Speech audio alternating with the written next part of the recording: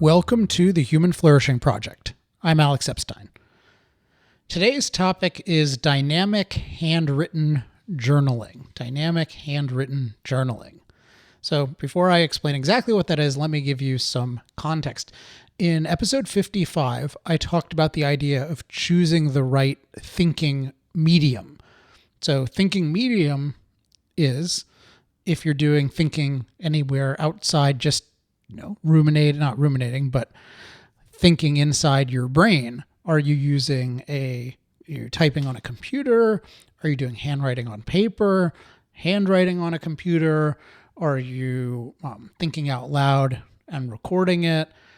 There's all sorts of different media in which we can think. And the point of that episode was it's worth really studying which media we think in best for different purposes, because the results can be highly variable. So for example, for certain stages of editing, writing, it's so preferable for me to be actually editing on a physical page. And for me, actually, it works super well to use the iPad, particularly the app Notability. That works just as well, actually better for me than doing it on physical paper for a whole bunch of reasons. But it's just an example of the medium can make a huge difference. Or for example, if I'm thinking about big picture stuff, if I'm reflecting on my life, often I like to do, and this is another episode, what I call altitude walks. So this is thinking about different areas of life and just talking out loud. I record it in the app Otter so that I can get a rough transcript of what I've said and then look at that later. And I just find that I do a lot of my best thinking while walking, but I cannot edit something very well while walking. So that's part of the context for today, dynamic handwritten journaling. And so I mentioned in that episode I was going to explore different media for different purposes. And today I want to share with you one that I found works really well for me. And this particular approach might work really well for you, or just the exercise of thinking about your ideal thinking medium for a given purpose might be helpful. But you might want to try this particular thing, dynamic handwritten journaling, since I imagine it would work for many people for the same reasons it works well for me. So the recent genesis of getting this locked into a new level, I was doing it some before, is I had a 1-hour experiment with a potential thinking medium that did not work well for me. And this was particularly interesting to me because I expected it to work well. So this is the device known as the Remarkable. So the Remarkable is known as the digital device that is most like handwriting.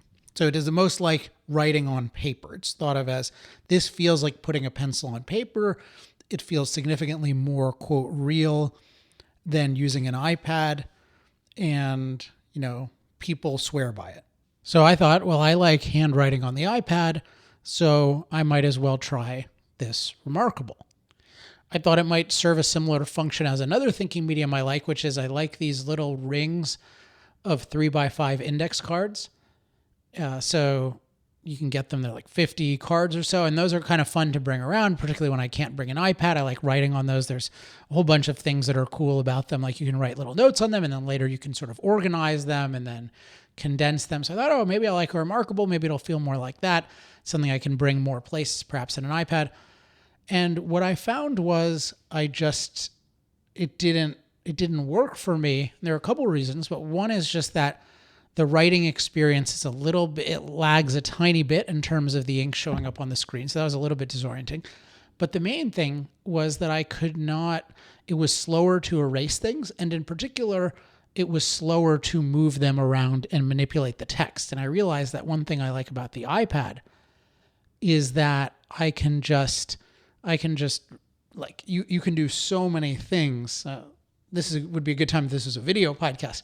But you can just you can erase things really quickly. You can select them, you can enlarge them, you can move them from one place to another. And of course you have a lot of options in terms of marking things up, in terms of highlighting. So you just have this unbelievably rapid ability to manipulate handwriting so it's very dynamic, which goes to the idea of dynamic handwritten journaling.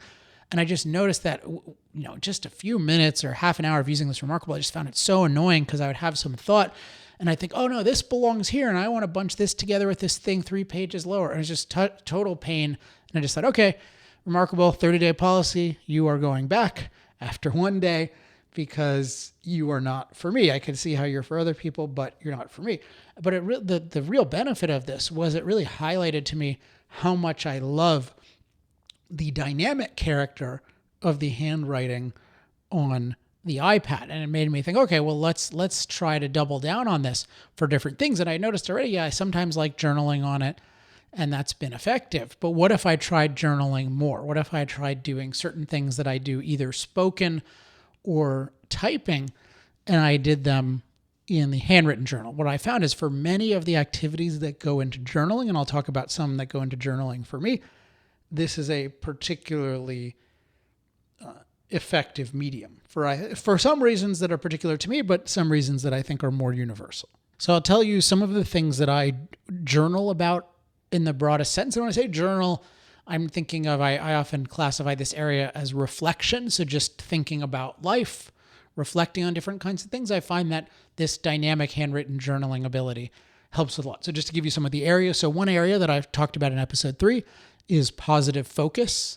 So just reflecting at the end of the day or sometimes even throughout the day on, okay, where am I making progress? And then the elements of the positive focus, as you can learn about in that episode or by reading, a Dan Sullivan book, since he's the one who formulated the idea, is you identify, okay, what was the achievement or the victory or the area of progress? Why is it important to me? How do I make further progress in the future? And then what's the very next action? And when you do it, you don't need to do all of these. I find that often particularly in handwriting, at least I write down the victory and then I write down the others insofar as I think they're particularly important and they won't be obvious in the future. But in any case, that's one thing. Another thing is planning and organizing. So if I'm just thinking about particularly like, okay, what am I going to do this weekend or what am I going to do on this particular vacation? I don't think this works well for all kinds of planning, by the way, but just certain kinds of planning that goes into journaling for me. And I'll talk in a minute about why I think the handwriting works particularly well. Questions to think through, and this can include planning, but this can include anything where I'm stumped about, okay, I'm thinking about hiring somebody. What do I do? So that can be a journaling kind of thing. Ideas that I have, so new ideas I have about the world. And then a final one, and I think this often goes in people's journals, is what we could call emotional issues. So any kind of psychological things, including any kind of upset. And I find it particularly helpful to think in terms of triggering, which is a term that has become overused or romanticized. But I like the term triggering in terms of, okay, there's something that set me off emotionally, or that I feel at least I'm experiencing being set off emotionally, whether I hold the object responsible or not, which you can't really hold the object responsible in the end, I don't think. But like I am experiencing triggering, like that can be a good thing to journal about. Hey, what's going on? What am I thinking? What am I feeling? Why? What would it look like? Like, what would this look like to me if I weren't triggered? Okay, so those are just the kinds of things that I journal about. And often these would go into, I would often do them in order, like walking around, because I do like thinking about things out loud.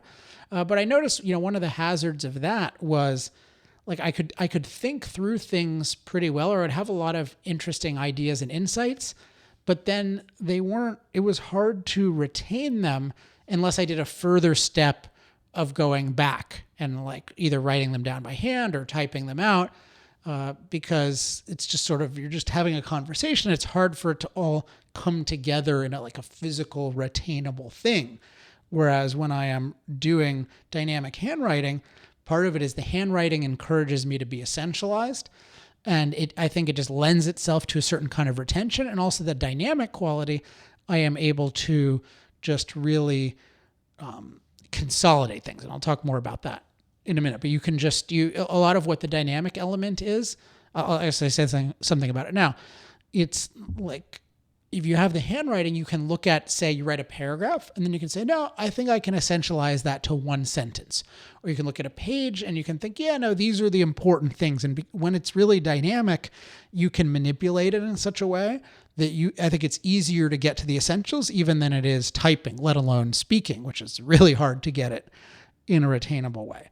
So, and contrasting it to writing, to typing, what I find is typing can encourage too much rambling in the thought. So there's less refinement in terms of the interface between the brain and the medium, because you can almost type, if you can type quickly, you can type as quickly as you can think or as thoughts come out. So there's a lot less refinement, and then it leads to a lot of stuff, and then it can be hard to essentialize that stuff. And in particular, because the way most forms of typing work, it's just this very uniform canvas, and just everything sort of looks the same.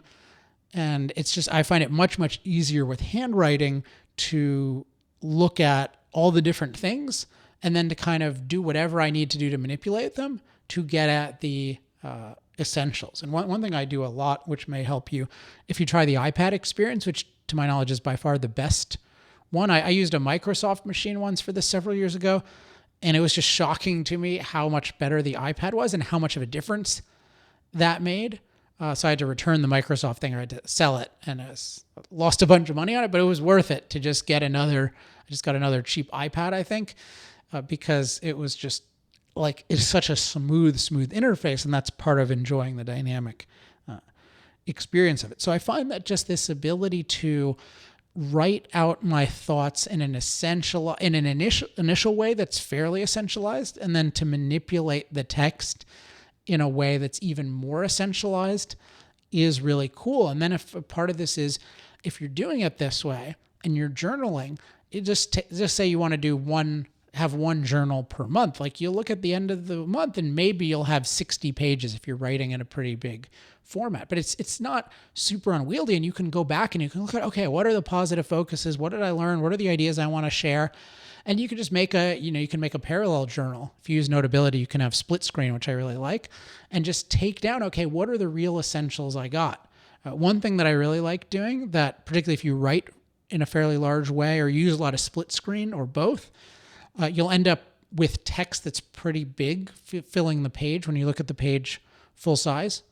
So what I'll often do is I will select the text of a page, and then I'll compress it down to a quarter of its size. And that way, if I had 4 pages of notes, I can put them all on one page. And there's something when you see like 4 pages of fairly essentialized things on one page, you really get this, what you could call mountaintop perspective, where you see, oh yeah, I can see how all these things fit together, and I can see what's important. And then you can start erasing things and crossing them out. And it's just this amazing physical experience refining your thinking. And it's very hard for me to think of anything else that's as good as dynamic handwriting in terms of capturing the most important things that are going on in your head, and then refining them, then manipulating them, improving them in all sorts of different ways. So as a way to get started on this now, this may have, I'm trying to think if there's any way other than getting an iPad. So I don't know what there's probably a cheap iPad that you can probably get for a couple $100 and get one of the old Apple Pencils and try this. So I wish our getting royalties, given that you'd have to pay for it, but I wish there was a totally cheap. I mean, I guess the easiest thing to do to approximate this would just be to,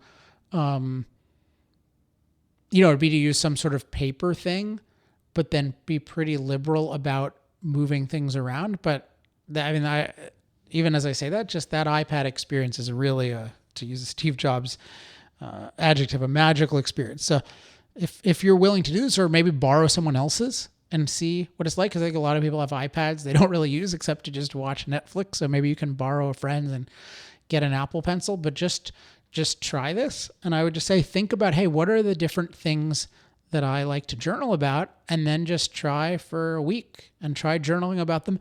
And then just give yourself time. Like, when you have something on your mind that you want to figure out, just, write a little bit about it. And then periodically, maybe once a week, maybe once every few days, like, go back and review. And what you'll see is some of the stuff you can just cut out. So for instance, sometimes I'll be planning a small fraction of a day or ordering tasks, and I'm like, great, I cut that out. I just delete that page. That's fantastic. sometimes it'll be, oh, this is something that I can condense in some dramatic way. Sometimes I want all of it for the future. That's more unusual. But I think you'll just build this thing that's a very valuable journal of the best of what you've figured out over X amount of time. And it's not just recording the best, but it's making it better because you have this ability to manipulate thought that's very hard to equal with any other medium. So any of those categories I mentioned, positive focus, questions to think through, including planning and organizing, ideas that you have, emotional issues, just make it a default to just write notes about them in the journal. And I think you'll see some pretty cool results in terms of your thinking and and in particular, just your ability to reflect on life. One final tip on this, and this integrates with one of my favorite episodes of this show about performance time and feedback time. So the idea of separating the time of a time of day when you're sort of getting the most input from the external world, including different kinds of evaluations of your work and results, knowing about results on your work, and then have time when it's just about performing and you're not taking in a lot of feedback. I find that when, during performance time, when there's a break or a lull, looking at the journal can be a great thing, whether to write down notes. Because sometimes if there's a lull and we feel like, oh, I need to do something else, maybe you need to just rejuvenate, but maybe there's something on your mind that's making you apprehensive about the next thing, or otherwise there's something going on. It can be just really good to quickly journal, particularly using dynamic handwriting, and just work through that. Or sometimes it's just even, I don't know what to do next. And just, you can look at your calendar, but it may be, okay, there's some ambiguity there. Let's just think about that for a few minutes. And I find that and it could be also just, oh, I need a positive focus. So there are all these things that one can do in this, you can think of it as downtime, that is often used for escapism or like, hey, let's see if I got a new email, or let's see about this role. Like, let's see what's happening on social media. Let's see what's happening in the world and who's dead and whatever kinds of things social media will fixate on to get your attention, or who's mad at whom, or who's gotten divorced. Like, instead of that, just try the dynamic handwritten journal. And I think you'll see that you'll derive more enjoyment from what has happened earlier in the day, and then more clarity and motivation about what comes next. So it really is such a great thing for just a day of enjoyable performance. And also you can journal about feedback too. That can be a good thing. Sometimes if I'm, like, let's say this doesn't happen that often, but I've been in editing mode recently. So editing is interesting because I'm getting like a lot of feedback, and sometimes it can be dramatic, and it's something I've spent a lot of time on. And I'll just think, oh, if I feel apprehensive, I'll just say, oh, why do I feel apprehensive about this? And just make a couple notes, and then, okay, I've thought that through. Let's consume this. So the dynamic handwritten journal is a very valuable tool, and it is a tool that modern technology has made possible in a way that I don't think was quite as possible with the earlier tools. So try taking advantage of it and see what kind of results you get. All right, that's it for this week. As always, if you have any questions, comments, love mail, or hate mail, you can email me at alex@alexepstein.com. To discuss this on Facebook, go to facebook.com/Human Flourishing Project. To get bi-weekly notifications when there are new episodes, go to humanflourishingproject.com. And I think that is it for this week. So I'll be back in 2 weeks. Until then, I'm Alex Epstein. This has been the Human Flourishing Project.